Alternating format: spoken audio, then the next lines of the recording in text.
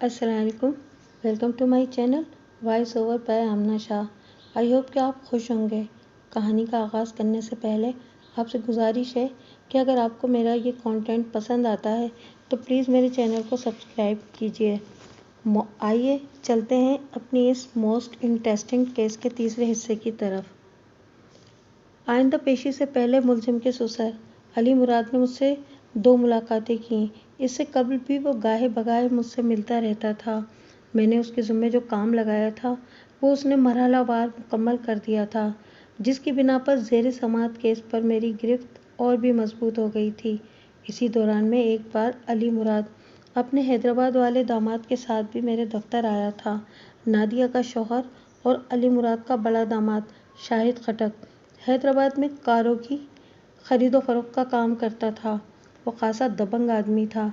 इसने मुझसे कहा, वकील साहब, फुरकान को हर कीमत पर बाइज्जत बरी होना चाहिए। इस काम के लिए जितना भी पैसा खर्च हो परवाह नहीं है। खान साहब, आप बिल्कुल मुतमईन रहें, मैंने तसल्ली आमेज़ लहजे में कहा। आपका हमसुल्फ इंशाअल्लाह बहुत जल्द आज़ाद फ़िज़ा में सांस ले रहा होगा। वकालत आपका शोबा है। वो मायना ख़ेज़ नज़र से मुझे देखते हुए बोला, ये काम आप करें और बाकी का काम हम पे छोड़ दें। बाकी का काम? मैंने उलझन ज़दा नज़र से इसकी तरफ देखा। कौन सा दूसरा काम खान साहब? काजी से अपनी रकम की वसूली का काम। वो एक एक लफ्ज़ पर जोर देते हुए बोला, मैं इससे 1 नहीं पूरे 2 लाख निकलवाऊंगा, और वो भी अपने तरीके से वकील साहब। वो खासे ख़तरनाक अज़ाइम का जिक्र कर रहा था। मैंने दिलचस्पी ज़ाहिर करते हुए पूछ लिया, खान साहब, आपका अपना तरीका कौन सा है? शाहिद खटक फुरकान की बनिस्बत खासा तेज़ तर्रार, पुरजोश और चलता पुरजा किस्म का शख्स साबित हो रहा था।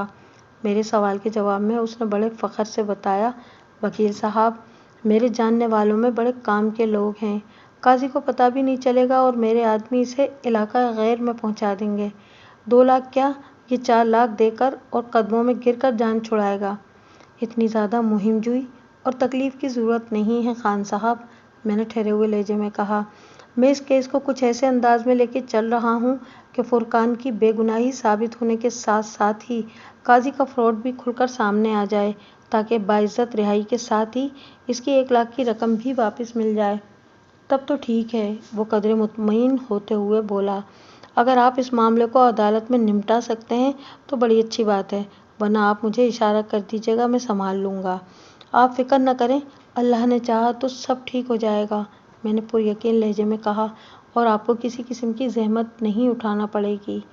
मैंने लम्हाती तवक्कुफ़ करके एक गहरी सांस ली, फिर इजाफ़ा करते हुए कहा, जब तक मैं आपको किसी किस्म का इशारा ना दूं, आप कोई भी अच्छा या बुरा कदम नहीं उठाएंगे।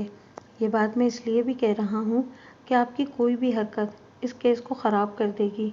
ठीक है वकील साहब, आपका जो हुक्म होगा मैं वैसा ही करूँगा। मैं कोई पागल तो नहीं कि आपका केस ख़राब कर दूँ, मैंने दिल ही दिल में कहा। शाहिद खटक, तुम्हारे अज़ाइम तो पागलों वाले ही हैं। फिर ज़बान से कहा, बहुत बहुत शुक्रिया खान साहब। थोड़ी देर के बाद वो दोनों रुखसत हो गए। मंजर इसी अदालत का था और गवाहों वाले कटहरे में इस केस का मुद्दई यानी काजी वहीद इस्तग़ासा के सबसे अहम गवाह की हैसियत से खड़ा था। उसने सच बोलने का हलफ उठाने के बाद अपना बयान रिकॉर्ड करा दिया। ये कमोबेश वही बयान था जो वो इससे पहले पुलिस को भी दे चुका था। इस्तग़ासा की इमारत इसी बयान के मुंदरजात पर खड़ी हुई थी। बयान रिकॉर्ड हो चुका तो वकील इस्तग़ासा अपना फ़र्ज़ निभाने के लिए विटनेस बॉक्स के करीब चला गया। उसने अपनी जिरह का आगाज़ करते हुए सवाल किया, काजी साहब, आप इस शख्स के बारे में क्या कहेंगे? बात ख़त्म करते ही इसने एक्यूज़ बॉक्स में खड़े मुलजिम की जानिब इशारा भी कर दिया। खुद गर्ज़, एहसान फरामोश, कम ज़र्फ़, काजी ने नफ़रत अंगेज़ निगाह से मुलजिम को देखते हुए जवाब दिया, और खूनी, मेरी बीवी का कातिल। काजी साहब, वकील इस्तग़ासा ने बड़ी चालाकी से जिरह को एक ख़ास डगर पर डालते हुए पूछा। मुलजिम का बयान, बल्कि दावा है कि इसने आपके घर की बालाई मंजिल की तामीर पर लगभग 1 लाख रुपए खर्च किए, जो उसने अपने बैंक से कर्ज लिए थे। आप इस सिलसिले में क्या कहेंगे? ये बात दुरुस्त है कि मुलजिम ने अपने बैंक से 1 लाख का लोन लिया था, वो नापसंदीदा नज़र से फुरकान को घूरते हुए बोला। मगर इसने इस रकम में से 1 रुपया भी मेरे घर की तामीर पर खर्च नहीं किया। घर की बालाई मंजिल और दीगर छोटी मोटी मरम्मत का काम मैंने अपनी जेब से कराया था। इसका मतलब है कि इस हवाले से मुलजिम ने सरीहन गलत बयानी से काम लिया है। वकील इस्तग़ासा के इस्तफ़सार में ख़ास नौइयत की काट पाई जाती थी। ये शख्स 1 नंबर का झूठा है, काजी ने बआवाज़ बुलंद कहा। क्या आप मुलजिम के झूठ को साबित कर सकते हैं? मेरे पास जो भी सबूत थे वो मैंने आपको फराहम कर दिए। वो गहरी संजीदगी से बोला। आप मेरी बीवी के कातिल को कैफर किरदार तक पहुंचाने के लिए इस केस की पैरवी कर रहे हैं। इन सबूतों को किस तरह काम में लाना है ये तो आप ही को पता होगा। काजी वहीद ने बड़ी खूबसूरती के साथ बाल को वकील इस्तग़ासा के कोट में फेंक दिया था और मैं बखूबी समझ रहा था कि ये इन दोनों की मिली भगत का नतीजा था। वकील इस्तग़ासा ने दानिस्ता ऐसे ज़ाविये से जिरह की थी कि मुलजिम को बड़ी सहूलत के साथ चित किया जा सकता था, लेकिन मुझे वकील इस्तग़ासा या काजी वहीद के तरीक़ा वारदात से कतन कोई मसला नहीं था। इनके ज़हर को तोड़ करने के लिए मेरे पास बड़ा मौसर किस्म का तिर्याक मौजूद था। वकील इस्तग़ासा ने अपनी फ़ाइलों में से चंद कागज़ात निकाले और जज की जानिब बढ़ाते हुए बोला, योर ऑनर, काजी वहीद ने अपने घर के बालाई हिस्से की तामीर का काम मार्च के महीने में शुरू कर दिया था, ताहम ये काम जून के महीने में जाकर मुकम्मल हुआ। इस सिलसिले में काजी वहीद ने सरिया, सीमेंट, रेत, ब्लॉक्स और दीगर तामीराती सामान मार्च ही में ख़रीद लिया था। ये सारी रसीदें बिल्डिंग मटीरियल की ख़रीदारी के हवाले से हैं और काजी वहीद के नाम पर काटी गई हैं। लम्हाती तवक्कुफ़ करके उसने गहरी सांस ली, फिर अपनी बात को आगे बढ़ाते हुए कहा, योर ऑनर, इन्हीं कागज़ात में मुलजिम के बैंक रिकॉर्ड के हवाले से भी चंद अहम दस्तावेज़ात की नक़ूल शामिल हैं, जो कि 1 लाख बैंक लोन से मुताल्लिक़ हैं। मज़कूरा बैंक ने इन अमूर की बाकायदा तस्दीक भी की है। इतना कहकर वकील इस्तग़ासा ने वो तमाम कागज़ात जज की जानिब बढ़ा दिए। जज ने मज़कूरा कागज़ात को अपने सामने मेज़ पर फैलाकर चंद लम्हात तक इनका बारीक बीनी से जायज़ा लिया, फिर इस बात में गर्दन हिलाते हुए सवालिया नज़र से वकील इस्तग़ासा की तरफ देखा। वकील इस्तग़ासा अपने दलाइल को दराज करते हुए बोला, जनाबे आली, मुलजिम 4 मई को 1 लाख के बैंक लोन के लिए अप्लाई करता है। ये लोन अप्रूव होने में कमोबेश 2 हफ्ते लग जाते हैं। बैंक रिकॉर्ड के मुताबिक लोन की रकम यानी 1 लाख रुपए 25 मई को मुलजिम के अकाउंट में मुंतकिल होते हैं। इससे ये बात पाया सबूत को पहुंच जाती है कि 25 मई से पहले मुलजिम लोन की रकम का 1 रुपया भी किसी किस्म के तामीराती काम पर खर्च करने का मजाज नहीं था, जबकि काजी वहीद के हवाले से तमाम तर ख़रीदारी मार्च और अप्रैल में मुकम्मल हो चुकी थी। तमाम रसीदें इस बात का सबूत फराहम करती हैं।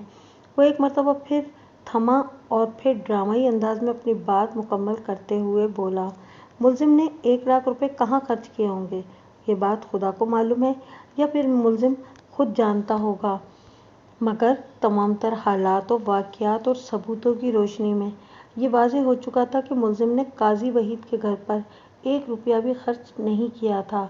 लिहाजा इसका दावा झूठ और मबनी बर साजिश है। That's all your honour.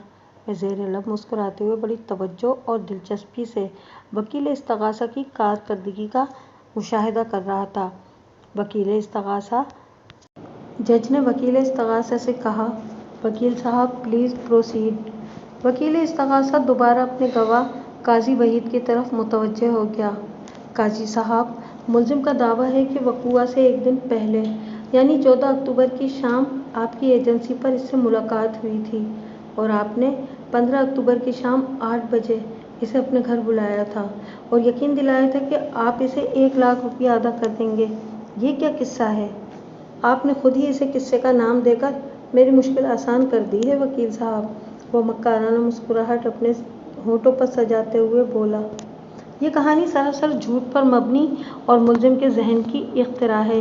ये अक्सर मेरी एजेंसी पर चक्कर लगाता था ताकि मैं इसे किराए का कोई घर दिला दूं। ये जब मेरे घर में किराएदार की हैसियत से रहता था तो बहुत खुश था, क्योंकि यहाँ से इसे बैंक आने जाने में बड़ी आसानी थी। वो अब भी इसी इलाके में किराए का कोई घर तलाश कर रहा था। हमारे दरमियान कभी पैसे का लेन देन नहीं रहा, लिहाजा इसे 1 लाख रुपए देने का तो कोई सवाल ही पैदा नहीं होता। अलबत्ता, उसने ड्रामाई अंदाज में तवक्कुफ किया। फिर सनसनीखेज लहजे में इजाफा करते हुए बोला, अलबत्ता 14 अक्टूबर की शाम जब मुलजिम मेरी एजेंसी पर आया हुआ बैठा था तो मैंने 1 लाख रुपया का जिक्र ज़रूर किया था। मैंने मुलजिम को बताया था कि पार्टी ने 1 लाख रुपए की पेमेंट करके सेल एग्रीमेंट बनवा लिया है, जिसके मुताबिक पार्टी 1 माह के अंदर बाकी के 5 लाख रुपए अदा करके घर का कब्जा ले लेगी। इस दौरान में जायदाद की मुंतकली की दस्तावेज़ात भी तैयार हो जाएंगी। यानी आपने मुलजिम को ये बता दिया था कि आपके घर में 1 लाख की रकम रखी है? वकील इस्तगासा ने चालाकी से इस्तफसार किया। जी जी बिल्कुल, हमारे दरमियान इसी किस्म की बात हुई थी, वो असबात में गर्दन हिलाते हुए बोला। फिर मुलजिम की जानिब इशारा करते हुए नफरत आमेज लहजे में बोला, और इस शैतान ने अगले ही रोज़ मेरे घर पर धावा बोल दिया। ये बखूबी जानता था कि मैं रात 10 बजे तक एजेंसी बंद करके घर आता हूँ, लिहाजा इसने वारदात के लिए ऐसा वक्त चुना जब मेरी बीवी घर में तन्हा होती थी। निगहत की दूर की निगाह बहुत कमज़ोर है और वो बीमार भी रहती है, लेकिन इस जलील इंसान ने निगहत की कमज़ोरियों को फ़ायदा उठाते हुए मेरे घर से 1 लाख रुपया उड़ा लिए, और जब निगहत ने मज़ाहमत की कोशिश की तो इस भेड़िए ने गला घूंटकर इसको मौत के घाट उतार दिया। ये तो एक इत्तेफाक है कि वक़्ए की शाम में जल्दी घर आ गया और मैंने इसे अपने घर से निकलकर तेज़ी से एक तरफ जाते हुए देख लिया। मैं तो यही समझा था कि इसका कोई छोटा मोटा सामान मेरे घर में रह गया होगा जिसे लेने ये वहाँ आया है, लेकिन मैं अपने घर के अंदर दाखिल हुआ और निगहत को बेडरूम में मुर्दा हालत में पड़े देखा तो उसकी आवाज़ जज्बात की शिद्दत से बोझल हो गई। फिर वो जज की तरफ देखते हुए मिन्नत रेज़ लहजे में बोला, सर, मुलजिम कोई इंसान नहीं, एक वहशी दरिंदा है। इसे जितनी भी सख्त सज़ा दी जाए वो इसके जुराइम की संगीनी के आगे कुछ भी नहीं होगी। इन जज्बाती लम्हात के साथ ही वकील इस्तगासा ने भी अपनी जिरह के इख्तिताम का ऐलान कर दिया। दैट्स ऑल योर ऑनर, मुझे गवाह से और कुछ नहीं पूछना। अपनी बारी पर मैं जज की इजाज़त हासिल करके विटनेस बॉक्स के करीब पहुंच गया। इस वक्त तक इस्तगासा का मोअज़्ज़िज़ गवाह बड़ी हद तक संभल चुका था। मैंने बिल्कुल मुख्तलिफ और जुदागाना अंदाज में जिरह का आगाज़ करते हुए काजी वहीद से कहा, काजी साहब, मैं मुश्किल और पेचीदा सवालात पूछकर आपको परेशान नहीं करूँगा, सिर्फ चंद सवालात, लेकिन बहुत सोच समझकर इनका जवाब देना होगा। वो खामोश नज़र से यकटुक मुझे देखता चला गया। मैंने कहा, मैं आपसे ये नहीं पूछूंगा कि मुलजिम ने आपके घर की तामीर में कोई रकम लगाई या नहीं। इस बात का भी कोई तज़किरा नहीं होगा कि मुलजिम ने बैंक से जो लोन लिया वो इसने कहाँ खर्च किया, और ना ही ऐसा कोई किस्सा छेड़ा जाएगा कि बुरे वक्त में आपने किन किन मौक़े पर मुलजिम की माली और इखलाकी मदद की और कब कब मुलजिम ने एहसान फरामोशी का मुज़ाहरा किया। तो फिर आप पूछेंगे क्या? वो उलझन ज़दा लहजे में मुतसफ़िर हुआ। चंद अहम और सादा से सवालात, मैंने उसकी आंखों में देखते हुए कहा। तो आप जवाबात के लिए ज़हनी और जिस्मानी तौर पर तैयार हैं ना? वो मुतज़ब्ज़ब अंदाज में बोला, जी जी तैयार हूँ। काजी साहब, क्या आप वाकई अपना मकान फ़रोख्त करना चाहते थे? मैंने चुभते हुए लहजे में पूछा। क्या मतलब है आपका? उसने हैरत भरे अंदाज में मुझे देखा। अगर मुझे मकान बेचना न होता तो मैं पार्टी से 1 लाख रुपए वसूल करके सेल एग्रीमेंट का दस्तखत क्यों करता? इस सेल एग्रीमेंट की रूह से मज़कूरा पार्टी ने 1 माह के अंदर आपको बाकी 5 लाख अदा करके मकान का कब्ज़ा लेना था। मैंने जिरह के सिलसिले को आगे बढ़ाते हुए कहा, अब इस वाक़ये को कई माह का अरसा बीत गया है। क्या आपने बकिया रकम वसूल करके मकान इस पार्टी के हवाले कर दिया है? नहीं, इसने नफ़ी में गर्दन हिलाई। मैं अभी तक अपने ही मकान में रह रहा हूँ। एग्रीमेंट के उसूल व ज़वाबित के मुताबिक अगर मज़कूरा पार्टी 1 माह के अंदर बाकी पेमेंट ना करती तो इसके अदा करदा 1 लाख आपके हो जाते, जैसा कि आमतौर पर होता है। मैंने काजी की आंखों में झांकते हुए कहा, और अगर आप इस सेल एग्रीमेंट की मुखालफत करते जैसा कि आपने की तो आपको दोगुना इस पार्टी को अदा करना होता। क्या आपने मकान की फ़रोख्त की डील को कैंसिल करते वक्त मज़कूरा पार्टी को 2 लाख रुपए अदा किए थे? दुनिया में तमाम इंसान मुलजिम की तरह मतलबी, फरेबी और बेहिस नहीं होते। वो मेरे मुक्किल पर गहरी चोट करते हुए बोला, میری بیوی کو بڑی بے دردی سے موت کے گھاٹ اتار کر 1 لاکھ روپے کی رقم کو گھر سے چوری کر لیا گیا تھا۔ وہ پارٹی میری مجبوری کو اچھی طرح سمجھ رہی تھی، لہٰذا مجھ پر ایگریمنٹ کے قواعد و ضوابط کا دباؤ ڈالنے کے بجائے انہوں نے کہا کہ اگر میں مکان فروخت نہ کرنا چاہوں تو اپنی سہولت سے چند دنوں میں ان کی رقم واپس کر دوں۔ میں نے پارٹی کا شکریہ ادا کیا اور ادھر ادھر سے ادھار پکڑ کر پارٹی کو رقم لوٹا دی۔ اس طرح یہ معاملہ سیٹل ہو گیا۔ اس قسم کے معاملات اتنی آسانی سے سیٹل نہیں ہوا کرتے قاضی صاحب، میں نے زمینی انداز میں کہا۔ پھر پوچھا، آپ نے اپنے گھر کی بالائی منزل کی تعمیر کے سلسلے میں خریدے گئے ایک ایک سامان کی رسیدیں عدالت میں پیش کر کے خود کو سچا ثابت کرنے کی کوشش کی ہے؟ کیا ہی اچھا ہوتا آپ اگر 1 لاکھ روپے کی اپنے گھر میں موجودگی کا بھی کوئی ثبوت فراہم کر دیتے۔ میں سمجھا نہیں، وہ الجھن زدہ انداز میں بولا، آپ کس قسم کے ثبوت کی فراہمی کی بات کر رہے ہیں؟ اس سیل ایگریمنٹ کی ایک نقل اگر عدالت کی خدمت میں پیش کر دی جاتی جو مکان کے 6 لاکھ میں فروخت کے سلسلے میں تیار کیا گیا تھا، جس میں سے 1 لاکھ آپ نے ایڈوانس میں وصول کر لیے تھے، تو کم از کم یہ تو ثابت ہو جاتا کہ وقوعہ کے روز آپ کے گھر میں 1 لاکھ کی رقم موجود تھی۔ اگر عدالت کا حکم ہوگا تو میں اس ایگریمنٹ کی نقل مہیا کر دوں گا، وہ جزبز ہوتے ہوئے بولا، اور اگر اس پارٹی کی گواہی مقصود ہوئی تو میں اس پارٹی کو بھی عدالت میں لا سکتا ہوں۔ اس کا مطلب ہے آپ مذکورہ پارٹی کے پتے ٹھکانے سے اچھی طرح واقف ہیں؟ میں نے تیز لہجے میں استفسار کیا۔ جی ہاں، میں انہیں جانتا ہوں۔ کیا میں مذکورہ پارٹی کا نام اور ایڈریس جان سکتا ہوں؟ میں آپ کو کوئی بھی جواب دینے کا پابند نہیں ہوں، وہ ادھر ادھر دیکھتے ہوئے بولا۔ اگر عدالت مجھ سے کہے گی تو میں اس کے احکام کی ضرور تعمیل کروں گا۔ قاضی صاحب، میں نے ایک ایک لفظ پر زور دیتے ہوئے زہریلے لہجے میں کہا، آپ اس ایگریمنٹ کی نقل عدالت کو مہیا کر سکتے ہیں اور نہ ہی مذکورہ پارٹی کو عدالت میں پیش کر سکتے ہیں، کیونکہ مکان کی فروخت ایک خوبصورت فرضی قصہ ہے ملزم کو بیوقوف بنانے اور قتل کے مقدمے میں پھنسانے کے لیے۔ آپ نے سازش کا ایک جال بنا تھا جس کی حقیقت مجھ پر آشکارا ہو چکی ہے۔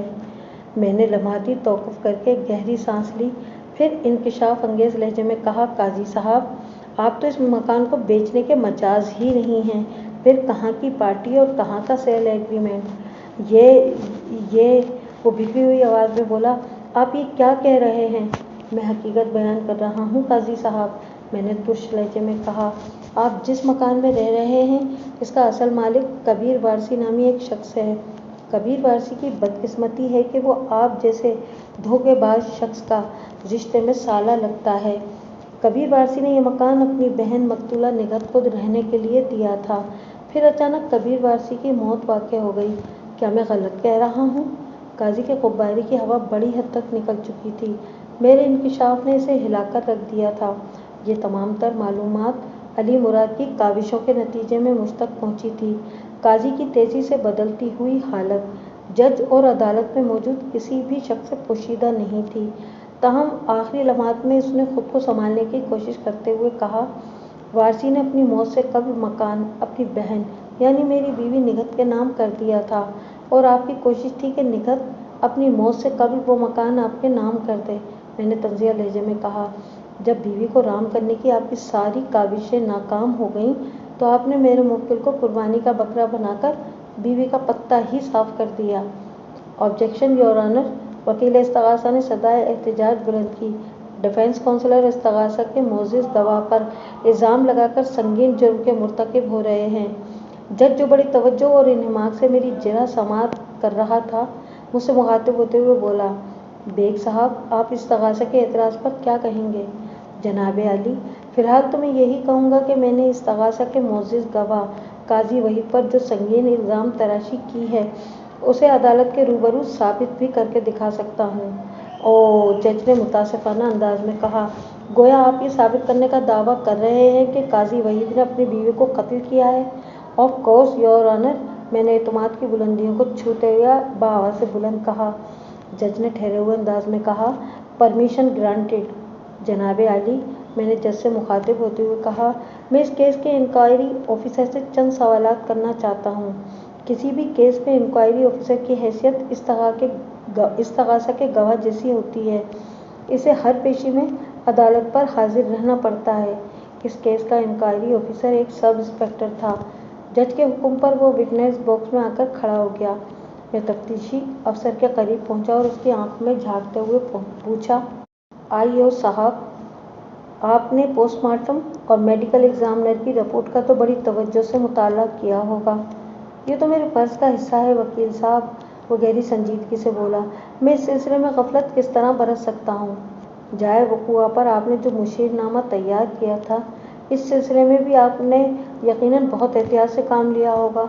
जी जी, उसने मुख्तसर जवाब देने पर इत्तेफाक किया। आईओ साहब, मैंने लहजे की संजीदगी को बरकरार रखते हुए कहा, मैं इन्हीं 3 रिपोर्ट्स के मंदरजात में से बाज़ को हाईलाइट करूँगा। आप सिर्फ हाँ या ना में जवाब देंगे। Are you ready? यस। मकतूला निगहत की मौत 15 अक्टूबर की शाम या रात, जो भी कह लें, 7 और 9 बजे के दरमियान वाक़ हुई थी। यस, आईओ ने जवाब दिया। इसे गला घूंट के मौत के घाट उतारा गया था। यस। मकतूला की गर्दन पर कातिल की उंगलियों के निशानात नहीं मिले थे। मैंने सवालात के सिलसिले को आगे बढ़ाते हुए कहा, जिससे ये तय कर लिया गया कि कत्ल के वक्त कातिल ने अपने हाथों पर दस्ताने पहन रखे थे। आईओ का जवाब आया, यस। मकतूला की लाश के तिब्बी मुआयने से पता चला था कि जिस शख्स ने भी गला घूंटकर मकतूला निगहत को मौत के घाट उतारा था, उसने अपने दाएं हाथ की 2 उंगलियां यानी मिडिल फिंगर और सबसे छोटी वाली फिंगर में हैवी अंगूठियां पहन रखी थीं। उंगलियों के मखसूस दबाव के साथ ही मज़कूरा अंगूठियों का दबाव और इस दबाव से बनने वाले निशानात मकतूल की गर्दन पर ढूंढ लिए गए थे। यस। अंगूठियों के जिक्र पर काजी वहीद ने बेसाख्ता अपने हाथों की तरफ देखा था। इसकी ये हरकत मेरी उकाबी निगाहों से छुपी न रह सकी, ताहम मैंने इसे महसूस न होने दिया कि इसकी चोरी पकड़ी गई है। मैंने बदस्तूर इंक्वायरी ऑफिसर की आंखों में देखते हुए कहा, आईओ साहब, वक़ुआ की रात लगभग 11 बजे जब आपने मुलजिम फुरकान को उसकी ससुराल वाक़ बहादुराबाद से गिरफ्तार किया, तो क्या उसके दाएं हाथ की रिंग फिंगर और मिडिल फिंगर में आपको अंगूठियों की झलक नज़र आई थी? नो नो, उसने बेसाख्ता जवाब दिया। मैं एक झटके से इस्तग़ासा के मोअज़्ज़िज़ दबा काजी वहीद की जानिब मुड़ा और कदरे दुरुस्त लहजे में कहा, काजी वहीद, तुम्हारी अंगूठियाँ कहाँ हैं? मम, मेरी अंगूठियाँ?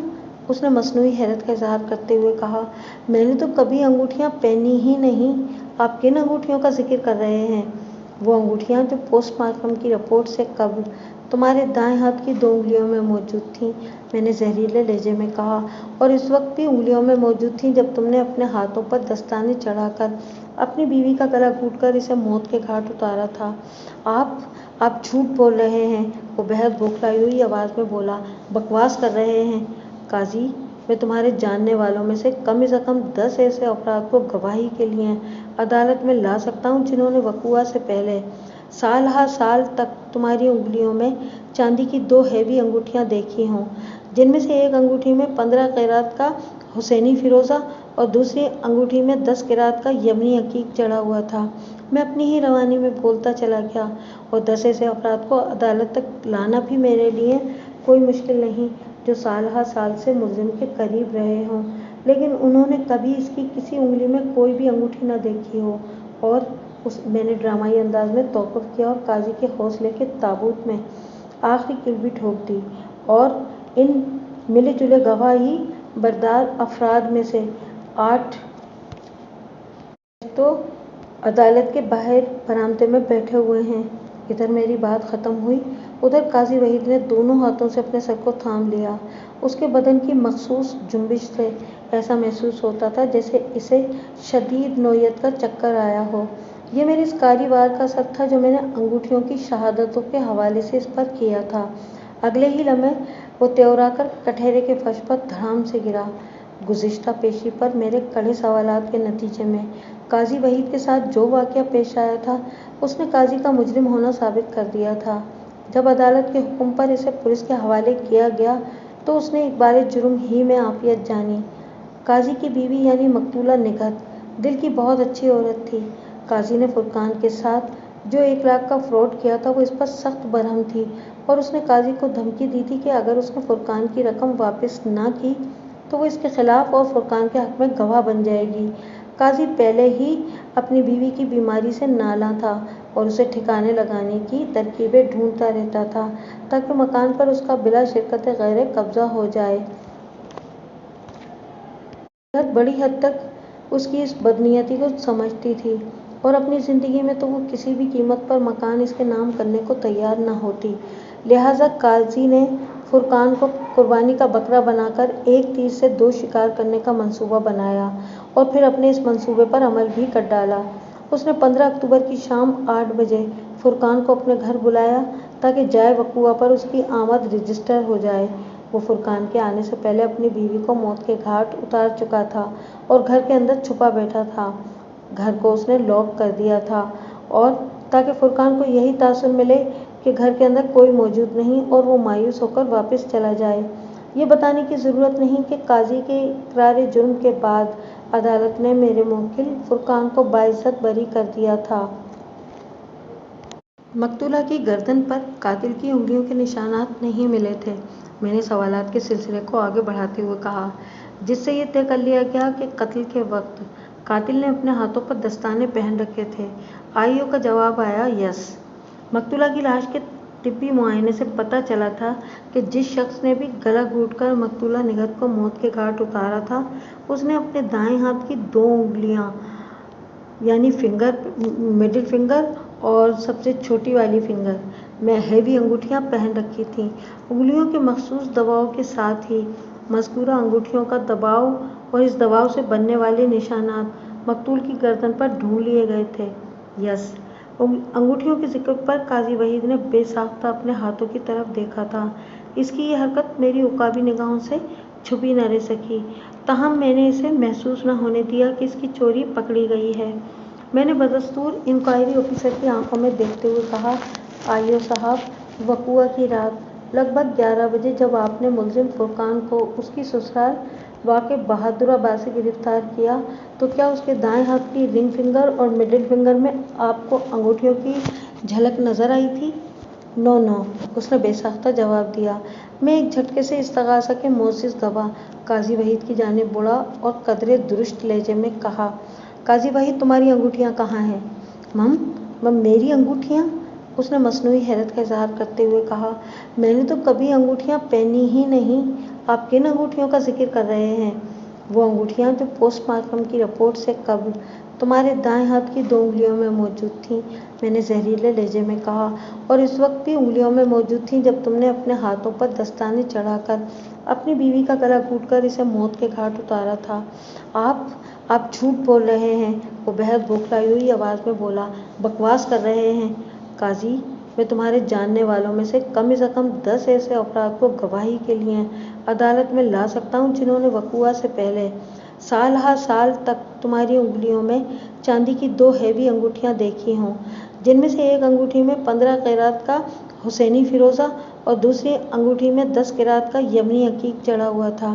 میں اپنی ہی روانی میں بولتا چلا گیا، اور 10 ایسے افراد کو عدالت تک لانا بھی میرے لیے کوئی مشکل نہیں جو سال ہا سال سے ملزم کے قریب رہے ہوں، لیکن انہوں نے کبھی اس کی کسی انگلی میں کوئی بھی انگوٹھی نہ دیکھی ہو۔ اور میں نے ڈرامائی انداز میں توقف کیا اور قاضی کے حوصلے کے تابوت میں آخری کیل بھی ٹھوک دی، اور ان ملے جلے گواہی بردار افراد میں سے 8 تو عدالت کے باہر برآمدے میں بیٹھے ہوئے ہیں۔ ادھر میری بات ختم ہوئی، ادھر قاضی وحید نے دونوں ہاتھوں سے اپنے سر کو تھام لیا۔ اس کے بدن کی مخصوص جنبش سے ایسا محسوس ہوتا تھا جیسے اسے شدید نوعیت کا چکر آیا ہو۔ یہ میرے اس کاری وار کا اثر تھا جو میں نے انگوٹھیوں کی شہادتوں کے حوالے سے اس پر کیا تھا۔ اگلے ہی لمحے وہ تیورا کر کٹہرے کے فرش پر دھڑام سے گرا۔ گزشتہ پیشی پر میرے کڑے سوالات کے نتیجے میں قاضی وحید کے ساتھ جو واقعہ پیش آیا تھا، اس نے قاضی کا مجرم ہونا ثابت کر دیا تھا۔ جب عدالت کے حکم پر اسے پولیس کے حوالے کیا گیا تو اس نے اقبال جرم ہی میں عافیت جانی۔ قاضی کی بیوی یعنی مقتولہ نگہت دل کی بہت اچھی عورت تھی۔ قاضی نے فرقان کے ساتھ جو 1 لاکھ کا فراڈ کیا تھا وہ اس پر سخت برہم تھی، اور اس نے قاضی کو دھمکی دی تھی کہ اگر اس نے فرقان کی رقم واپس نہ کی تو وہ اس کے خلاف اور فرقان کے حق میں گواہ بن جائے گی۔ قاضی پہلے ہی اپنی بیوی کی بیماری سے نالاں تھا اور اسے ٹھکانے لگانے کی ترکیبیں ڈھونڈتا رہتا تھا تاکہ مکان پر اس کا بلا شرکت غیر قبضہ ہو جائے۔ عدالت بڑی حد تک اس کی اس بدنیتی کو سمجھتی تھی اور اپنی زندگی میں تو وہ کسی بھی قیمت پر مکان اس کے نام کرنے کو تیار نہ ہوتی۔ لہٰذا قاضی نے فرقان کو قربانی کا بکرا بنا کر ایک تیر سے دو شکار کرنے کا منصوبہ بنایا اور پھر اپنے اس منصوبے پر عمل بھی کر ڈالا۔ اس نے 15 اکتوبر کی شام 8 بجے فرقان کو اپنے گھر بلایا تاکہ جائے وقوع پر اس کی آمد رجسٹر ہو جائے۔ وہ فرقان کے آنے سے پہلے اپنی بیوی کو موت کے گھاٹ اتار چکا تھا اور گھر کے اندر چھپا بیٹھا تھا۔ گھر کو اس نے لاک کر دیا تھا اور تاکہ فرقان کو یہی تاثر ملے کہ گھر کے اندر کوئی موجود نہیں اور وہ مایوس ہو کر واپس چلا جائے۔ یہ بتانے کی ضرورت نہیں کہ قاضی کے اقرار جرم کے بعد عدالت نے میرے موکل فرقان کو باعزت بری کر دیا تھا۔ مقتولہ کی گردن پر قاتل کی انگلیوں کے نشانات نہیں ملے تھے۔ میں نے سوالات کے سلسلے کو آگے بڑھاتے ہوئے کہا، جس سے یہ طے کر لیا گیا کہ قتل کے وقت قاتل نے اپنے ہاتھوں پر دستانے پہن رکھے تھے۔ آئی او کا جواب آیا، یس۔ مقتولہ کی لاش کے طبی معائنے سے پتہ چلا